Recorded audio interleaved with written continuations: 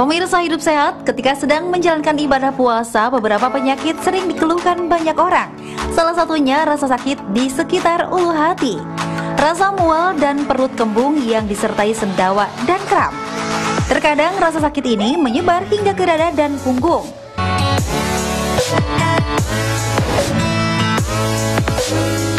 Perubahan pola makan adalah salah satu pemicunya.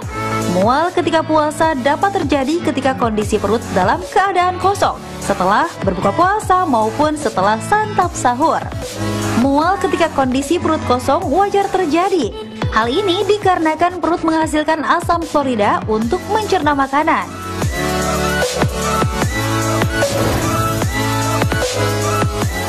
Banyak hal yang menyebabkan rasa sakit pada ulu hati atau epigastrium, seperti tukak lambung, yakni luka pada lapisan lambung yang disertakan oleh infeksi bakteri. Gejala yang terasa adalah nyeri ulu hati setelah makan, disertai muntah dan perut terasa penuh.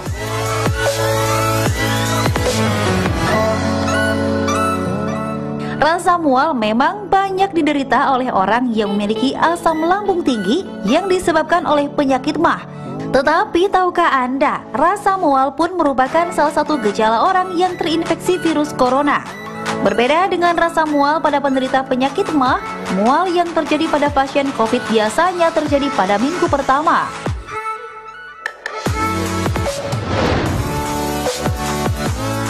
Tapi apakah benar nyeri perut, mual, dan diare pada orang yang terinfeksi COVID-19 merupakan gejala yang jarang terjadi?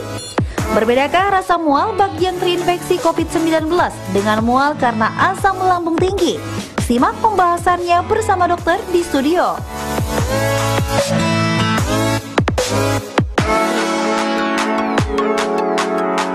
Terima kasih Anda masih bersama kami di Hidup Sehat, dan kali ini sudah bersama kita ada Dokter Irsan. Apa kabar, Dok? Baik, selamat siang, Dokter Indra. Ya, halo dokter, Dok. Kamu udah tahu endorfin. Oh iya, itu dia tadi. Iya, udah tahu endorfin. Tapi Dok, tadi kan kita udah lihat ya liputan tadi itu bahwa ada orang cenderung mual tuh pada saat puasa, perih, lambung kita. Nah, sekarang ini lagi pandemi corona seperti ini kadang-kadang suka sulit ini membedakan mual karena COVID atau mual karena memang sedang berpuasa gitu. Coba mungkin tuh seperti apa betul, itu? Dok. Karena kan memang yang namanya sekarang kan lagi pandemi COVID-19 ini tentunya kita harus tetap waspada ya dengan berbagai macam gejala. Karena gejalanya ternyata tidak hanya batuk, pilek, sesak seperti biasa aja. Ada yang tidak bergejala, ada yang hilang rasa, hilang penciuman, ada juga yang mual, muntah. Nah, gimana nih dokter? Ya, memang sekarang lagi kita heboh, khawatir terserang wabah COVID. Dan ternyata makin kesini makin disadari bahwa COVID ini gejalanya bisa macam-macam.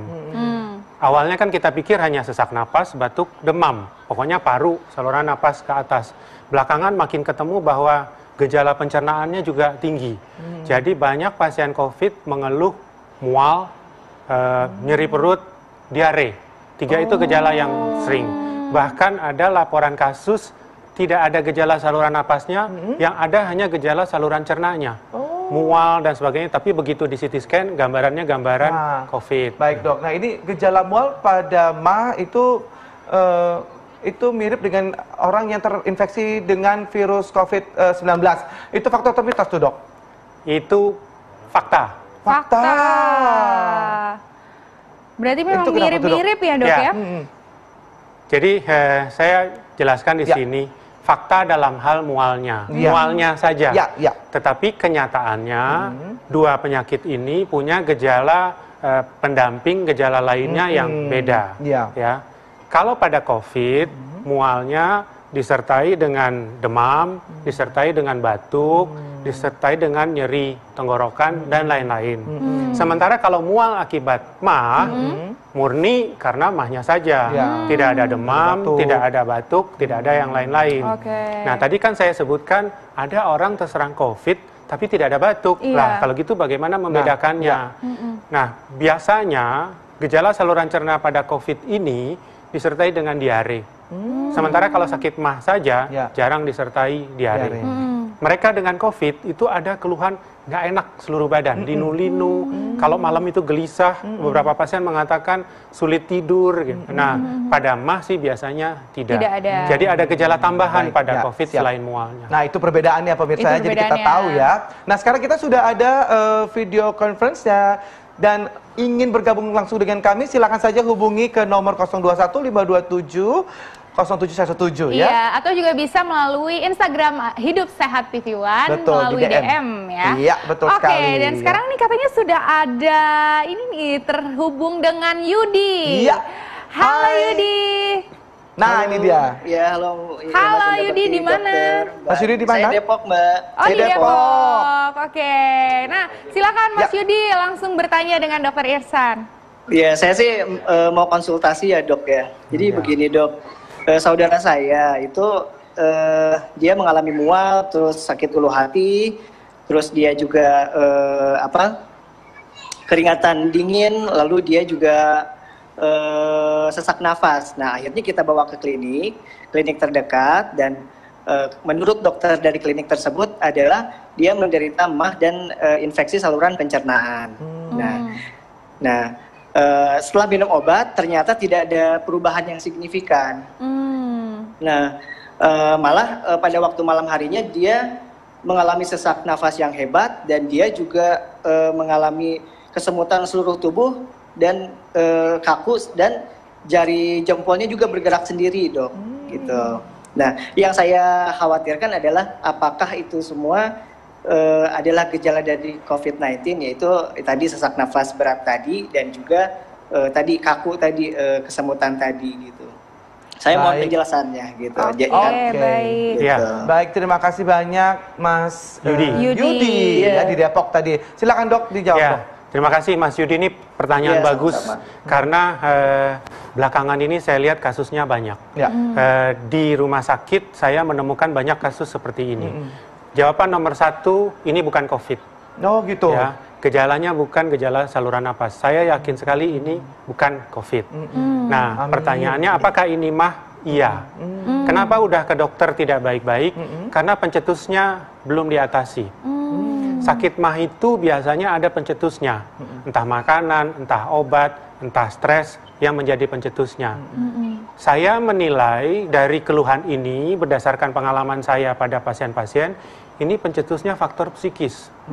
Karena banyak pasien yang mengeluh MAH, gangguan asam lambung, dengan triggernya adalah stres. Dan pada masa-masa sekarang ini saya lihat sebulan 2 bulan terakhir ini meningkat pasien dengan MAH, dengan triggernya adalah stres. Dan salah satu gejala mencoloknya adalah sesak, kayak nggak bisa napas, kayak ditenggelamin ke dalam kolam, narik napas susah. Jadi beberapa pasien tuh dibawa ke IGD, malam-malam nggak bisa tidur, sesek, dibawa ke Tapi virus rumah corona sakit. seperti itu juga nggak sih, Dok? Enggak, virus corona tidak seperti itu, lain. Virus corona sesak, tapi beda. Jadi yang dikeluhkan pasien itu kayak napas itu nggak plong. Kayak kita susah napasnya. Nah, jadi pertanyaannya kenapa udah dikasih obat tidak membaik? Karena triggernya belum diatasi. Nah, menurut pengalaman saya, biasanya yang begini perlu diatasi stresnya.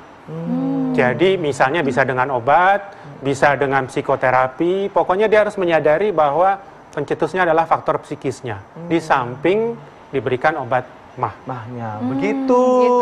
Mas Yudi ya. Mudah-mudahan mungkin ada yang tanya lagi, Mas? Udah sih, cukup. itu aja. Iya, jadi ajak ibunya untuk happy-happy mungkin dulu ya. Kasih berita-berita yang baik, yang positif-positif, diajak berdoa bersama, begitu. Begitu. Baik, terima kasih banyak Mas Yudi atas partisipasinya. Semoga cepat sembuh ya untuk ibunya ya. Ya, itu tadi tuh betul sekali yang dibilang Indra, bahwa lihat berita-berita yang baik. Sekarang banyak sekali di medsos berita yang bikin cemas sehingga makin hebat cemasnya. Apa-apa yang didapat di WhatsApp langsung di-share, gitu. Mendingan nonton Hidup Sehat TV One aja, ya kan? Nah, ini ada satu lagi nih, Dok, fakta mitos yang beredar di masyarakat. Tingginya asam lambung pada sakit MAH dapat terjadi juga pada orang yang terinfeksi COVID-19. Mitos atau fakta, Dokter? Mitos. Jangan dijawab, penjelasannya nanti saya jelaskan. Penjelasannya nanti ya, Dokter, ya. Sesaat lagi kita akan kembali tetap di Hidup Sehat.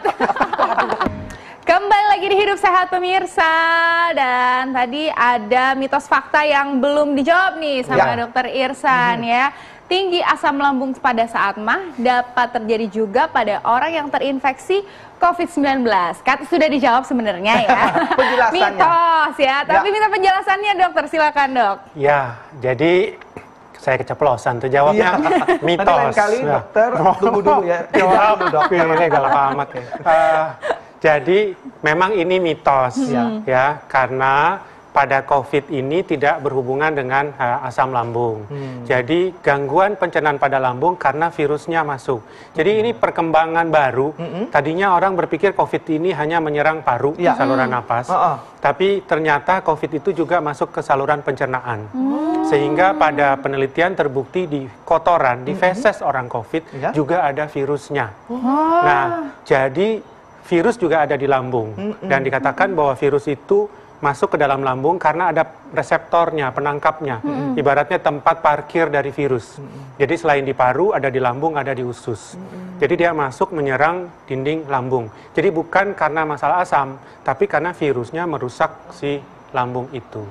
Nah, memang ini pengetahuan masih berkembang terus. Masih belum terlalu jelas sebetulnya gambaran kelainan apa pada pencernaan. Dari hari ke hari muncul pengetahuan baru mengenai ya, dok ya. Baiklah kalau begitu. Sekarang dok sudah ada yang ingin telekonferensi. Sekarang sudah terhubung dengan Bapak kita yang satu ini, Bapak. Halo. Bapak. Halo, dengan Bapak. siapa di mana, Pak? Dengan Roland di Bandung. Pak Roland di Bandung. Ah, ini waduh. Kumaha Damang. Alhamdulillah, saya. Alhamdulillah. Silakan. Pertanyaannya silakan. Ini pertanyaan dok, ini seputaran tentang mah aja ya, karena ini pengalaman pribadi. Jadi saya itu anti minum kopi hitam. Nah di saat saya coba minum kopi hitam itu saya semua mules. Satu itu, apakah itu mah atau apa? Yang kedua, kalau telat makan, saya suka pusing. Kata teman saya, itu gejala asam lambung dok, apakah benar? Itu aja dok, terima kasih pertanyaannya. Itu ya. Baik, standby dulu ya. Standby dulu Kang. Silakan dokter, langsung Udah boleh dijawab nih. Ya langsung dok. Pak Roland, jadi yang pertanyaan pertama gara-gara kopi. Kopi itu memang pada beberapa orang yang sensitif bisa mengiritasi lambung. Jadi kalau ditanya apakah ini mah, iya. Mah itu sebetulnya bahasa Belanda, artinya lambung. Jadi pertanyaannya apakah ini gangguan di lambung? Iya. Nah, jadi pada dasarnya pada orang yang sensitif ini, kalau dia minum kopi, harus siap-siap memang akan ada rasa tidak enak, rasa perih, rasa mual pada lambungnya. Pada sebagian orang lain lagi tidak ada masalah. Jadi untuk Pak Roland ya kalau memang nggak biasa ngopi ya udahlah selanjutnya jangan ngopi lagi. Untuk Pak Roland ya, saya bukan melarang orang yang suka ngopi. Yang kedua pusing pada saat telat makan, itu bukan mah. Itu apa dok? Pusing pada saat telat makan itu karena gula darahnya mulai turun, aliran gula ini ke kepala berkurang sehingga terasa pusing. Jadi ini gangguannya di kepala bukan di lambungnya. Itu karena memang kurang gula itu. Makanya langsung makan kolak harusnya. Iya, tadi kelihatannya udah dibahas ya. Ya, baik. Jadi seperti itu ya, Kang Roland. Ada pertanyaan lagi, Kang? Oke, cukup, Indra. Baik. Terima kasih, Kang. Terima kasih banyak. Nah, selanjutnya nih dokter, masih ada fakta atau mitos yang beredar nih dok. Selain sakit mah karena COVID-19, sakit batu empedu juga dapat membuat mual penderitanya. Mitos atau fakta dokter? Fakta. Seperti apa tuh dok? Ya, fakta mual juga bisa karena batu empedu. Tapi yang lebih menarik lagi, keluhan karena batu empedu juga bisa berupa nyeri. Jadi nyeri mual persis banget dengan mah. Jadi keluhannya bisa di tempat yang sama, mirip. Jadi tidak jarang pasien dengan batu empedu ini awalnya dikira sakit mah. Dikasih obat mah tidak baik-baik. Cuma mungkin yang agak khas batu empedu adalah satu, pasien dengan kita menamakan kolik biliar dengan nyeri batu empedu seringkali timbul nyerinya hebat sampai guling-guling kadang-kadang 2 jam, 3 jam, habis itu hilang. Itu satu. Yang kedua, seringkali keluhan nyeri karena batu empedu ini timbulnya malam. Jam 3 pagi, jam 2 pagi, nyeri, lalu paginya nggak apa-apa, udah jalan biasa. Nah, curigalah pada kondisi ini adalah batuan empedu. Kalau mah kan dia sepanjang hari nggak enak, iya, nggak enak. Terus-terusan sampai habis isi makanan baru berkurang. Gitu. Dok, ini sedikit aja dok, ini singkat sekali dok. Saya mau nanya ini terakhir ya dok. Ini asam lambung itu dapat menjalar ke jantung dok. Gitu tuh bener nggak sih dok? Itu sampai ada yang meninggal gitu dok katanya karena akhirnya asam lambung, akhirnya menuju ke jantung gitu dok. Ini saya jawab fakta mitos lagi nggak nih? Langsung jawab aja. Langsung jawab. Mitos ini sebetulnya. Jadi banyak sekali berita di media sosial dengan kematian artis lah, orang terkenal, lalu dikatakan meninggalnya karena asam lambung. Gejalanya memang mirip. Jadi serangan jantung kadang-kadang bisa mirip sakit lambung atau sakit mah. Tetapi tidak pernah asam lambung itu bisa mencapai jantung. Karena jalurnya beda, salurannya beda.